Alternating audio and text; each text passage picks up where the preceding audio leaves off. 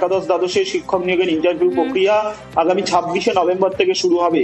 তুমি জানো যে আজ থেকেই ভেরিফিকেশন প্রক্রিয়া এসএসসি শুরু করেছে, যে ভেরিফিকেশন ইতিমধ্যেই বাংলা বিষয় দিয়ে শুরু করেছে স্কুল সার্ভিস কমিশন।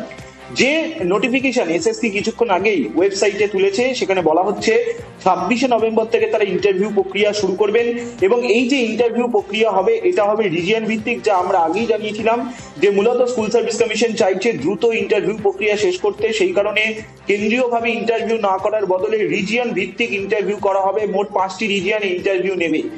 যে পরীক্ষার্থীদের যে রিজিয়নের অধীনে তারা আবেদন করেছেন বা যে রিজিয়নের অধীনে তাদের বিভিন্ন সাবজেক্ট এক্সপার্টদের নিয়ে টিম তৈরি করা হবে।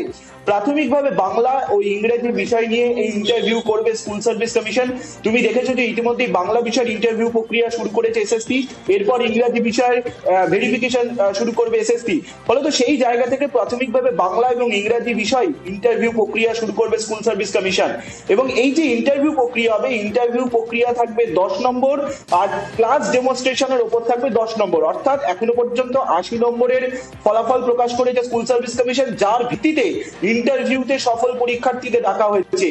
বাকি যে 20 নম্বর তার মধ্যে থাকছে ইন্টারভিউ 10 নম্বর আর থাকছে ক্লাস ডেমনস্ট্রেশন। অর্থাৎ একজন শিক্ষক যিনি হবেন তিনি ক্লাসে কেমন পড়াচ্ছেন সেই দক্ষতা যাচাই করা হবে, আর তার সাথে থাকছে অবশ্যই ইন্টারভিউ।